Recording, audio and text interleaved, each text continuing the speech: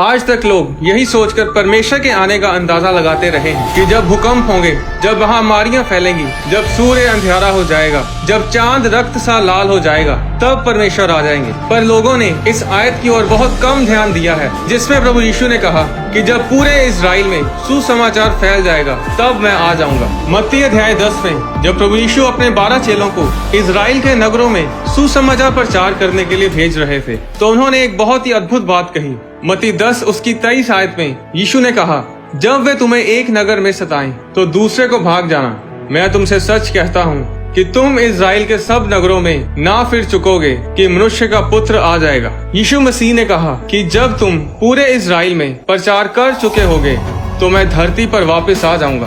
अगर आप इजराइल को देखें तो वो बस 424 किलोमीटर उत्तर से दक्षिण तक और 114 किलोमीटर पूरब से पश्चिम तक फैला हुआ है। और 2000 साल पहले पूरे इजराइल में प्रचार करने के लिए इतना समय नहीं लगना था, क्योंकि उस समय इजराइल की जनसंख्या सिर्फ 10 लाख के करीब थी। चेलों ने पूरे इजराइल में सिर्फ 1 से 2 सालों में प्रचार कर लेना था, पर वो प्रचार 70 ईस्वी में रुक गया जब रोमी सरकार ने यरूशलेम पर हमला किया और भवन को गिरा दिया। और उस समय यहूदी लोग दूसरे देशों में भाग गए थे। यहेजकेल अध्याय 36 उसकी 8 से 11 में लिखा है, परंतु हे इजराइल के पहाड़ों, तुम पर डालियां पनपेंगी और उनके फल मेरी प्रजा इजराइल के लिए लगेंगे, क्योंकि उसका लौट आना निकट है। देखो, मैं तुम्हारे पक्ष में हूँ और तुम्हारी ओर कृपा दृष्टि करूंगा, और तुम जोते बोए जाओगे और मैं तुम पर बहुत मनुष्य अर्थात इजराइल के सारे घराने को बसाऊंगा, और नगर फिर बसाए और खंडर फिर बनाए जाएंगे। मैं तुम पर मनुष्यों और पुरुषों दोनों को बहुत बढ़ाऊंगा, और वे बढ़ेंगे और फूले फलेंगे, और मैं तुमको प्राचीन काल के समान बसाऊंगा और पहले से अधिक तुम्हारी भलाई करूंगा। तब तुम जान लोगे कि मैं यहोवा हूँ। यहेजकेल की पुस्तक के पहले भाग में परमेश्वर यहूदी लोगों को बताता है कि इजराइल उजाड़ पड़ा रहेगा जब तक उसमें विदेशी लोग रहेंगे और यहूदी लोग देश से बाहर रहेंगे। और ऐसा ही हुआ। 2000 साल तक इजराइल की जमीन बंजर पड़ी रही, बेरंग, बेढंग और पिछड़ी हुई रही। कोई विकास नहीं हुआ। यहेजकेल की पुस्तक के दूसरे भाग में परमेश्वर इजराइल की जमीन के चिन्हों को बताता है कि यहूदी लोगों के इजराइल में वापस आने पर क्या क्या होगा। मई 14, 1948 को इजराइल स्वतंत्र देश बना और परमेश्वर का वचन पूरा हुआ कि यहूदी लोग अपने देश में राज्य करेंगे। आज तक भारी गिनती में यहूदी लोग अपने देश इजराइल में वापस आ रहे हैं, जहां जमीन पेड़ पौधे और फलों को उपजा रही है, जिस तरह भविष्यद्वक्ता यहेजकेल ने कहा था।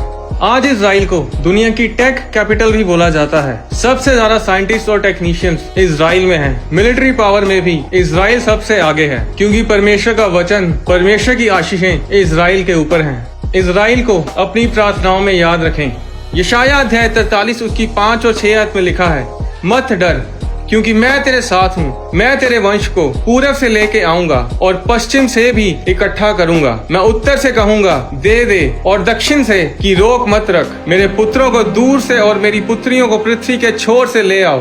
पिछले 120 सालों में 40 लाख से भी ज्यादा यहूदी लोग इजराइल में वापस आए हैं और भविष्यवाणियां पूरी हो रही हैं। तकरीबन 2000 साल के बाद जब 1948 में यहूदी लोग वापस इजराइल में आए, जब इजराइल फिर से बहाल हुआ और 14 मई 1948 को इजराइल एक स्वतंत्र राज्य बना, तो 2000 सालों में ये पहली बार हुआ कि यहूदी लोगों ने सुसमाचार सुनना शुरू किया। क्योंकि इजराइल में वापस आने पर भी यहूदी लोग सुसमाचार सुनने को तैयार नहीं थे, क्योंकि 1941 और 1945 के बीच यूरोप और जर्मनी के लोगों ने करीब 60 लाख यहूदी लोगों को घात किया, और इसलिए यहूदी लोग क्रिश्चियन लोगों को इसके जिम्मेदार ठहराते थे और सुसमाचार सुनते ही नहीं थे। पर कुछ साल पहले बहुत ही आश्चर्य करने वाली बात हुई।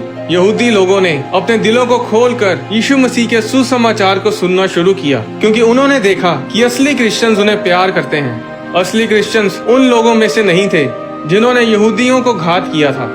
आज इजराइल के हर एक घर में गॉड टीवी के जरिए लोग इब्रानी भाषा में सुसमाचार को सुन रहे हैं, और ये वही भविष्यवाणी पूरी हो रही है जो प्रभु यीशु मसीह ने की थी कि जब तुम इजराइल के सब नगरों में प्रचार कर लोगे, मैं वापस आ जाऊंगा। सुसमाचार में सबसे बड़ी बात यह है कि ये अब इब्रानी भाषा में किया जा रहा है। इजराइल में हर कोई इंग्लिश नहीं बोलता, पर हर कोई इब्रानी भाषा बोलता है। यहाँ तक कि अरबी लोग जो वहाँ रहते हैं उन्हें भी इब्रानी भाषा आती है। अब इजराइल में टीवी पर पहले भी सुसमाचार प्रचार हो रहा था, पर वो इंग्लिश में हो रहा था और उसे वही लोग देख पा रहे थे जो इंग्लिश बोलते हैं या समझते हैं। पर अब गॉड टीवी इब्रानी भाषा में इजराइल के टीवी चैनल शेलानो टीवी पर प्रचार कर रहा है, जो कि भविष्यवाणी को पूरा कर रहा है। गोल्डा मायर, जो कि इजराइल की चौथी प्राइम मिनिस्टर और पहली वुमेन प्राइम मिनिस्टर थी और उसे इजरायली पॉलिटिक्स की आयरन लेडी भी कहा जाता था, उसने कहा था कि एक ही कारण है कि इजराइल स्वतंत्र देश बना है और वो ये है कि यहूदी लोगों को वापस इजराइल में लाया जाए, उन्हें परमेश्वर की प्रतिज्ञा वाले देश में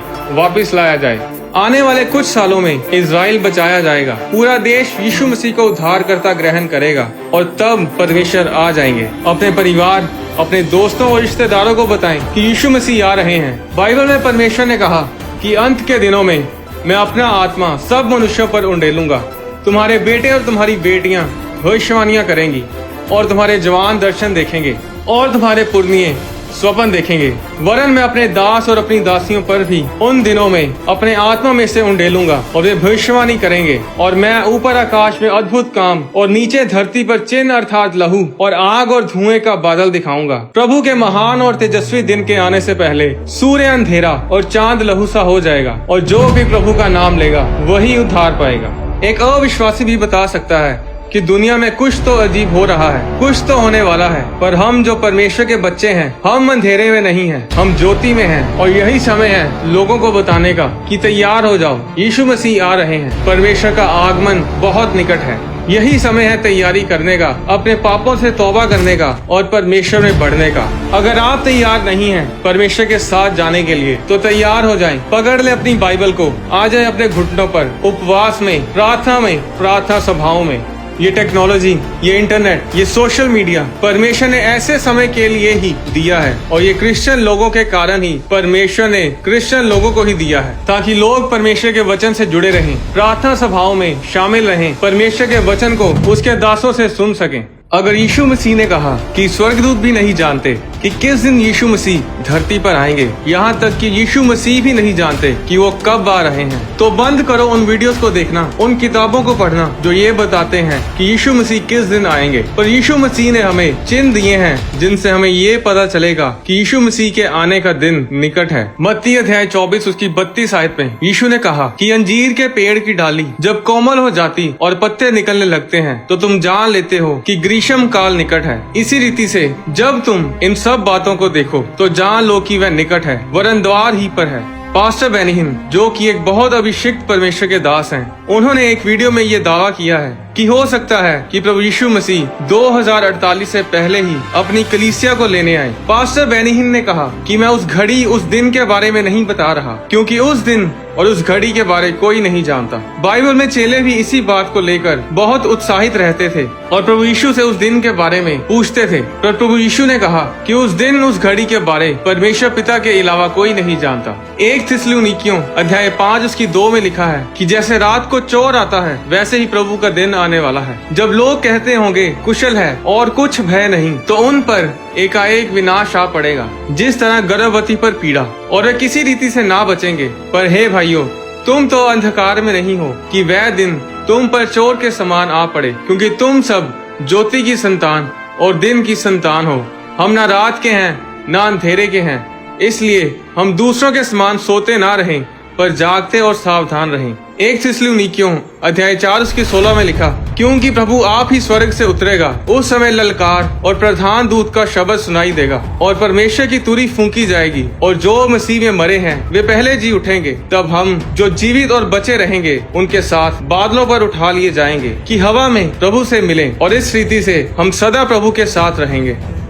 हम नहीं जानते कि दुनिया का अंत किस दिन होगा या फिर प्रभु यीशु मसीह दोबारा कब आएंगे, सिर्फ परमेश्वर पिता जानते हैं। पर प्रभु यीशु मसीह ने हमें ऐसे चिन्हों और समयों के बारे में बताया है जब प्रभु यीशु मसीह बड़ी सामर्थ और महिमा के साथ बादलों में आते दिखेंगे। मायने ये करता है कि हम तैयार हैं या नहीं।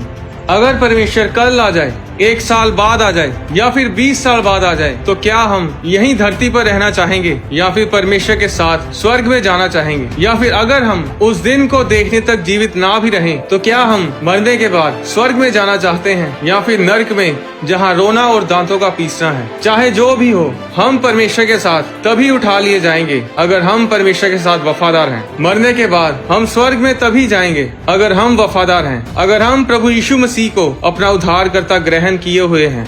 आने वाली वीडियोस में मैं आपको बताऊंगा कि दानियल यरूशलेम की ओर ही खिड़की खोलकर प्रार्थना क्यों करता था। क्यों जब हम आत्मिक चर्चेस में प्रार्थना करते हैं तो उसका उत्तर हमें जल्दी मिलता है। क्यों जब हम आत्मिक चर्च में जाते हैं तो हमें अलग सी शांति महसूस होती है। जब याकूब ने स्वप्न देखा था कि एक सीढ़ी पृथ्वी पर खड़ी है और उसका सिरा स्वर्ग तक पहुंचा है और परमेश्वर के दूत उस पर से चढ़ते उतरते हैं, वो स्वर्गदूत ऊपर नीचे क्यों आ जा रहे थे? क्यों इजराइल इतना आशीषित है? यहूदी लोगों का भविष्यवाणियों के साथ क्या लेना देना है? परमेश्वर ने इजराइल को इतना ऊंचा, इतना आशीषित क्यों किया है? इतना छोटा देश होने के बावजूद भी क्यों इजराइल मिलिट्री पावर में सबसे आगे है? बाइबल से जुड़ी और भी वीडियोस को देखने के लिए हॉली स्पिरिट प्रोडक्शंस चैनल को सब्सक्राइब करें।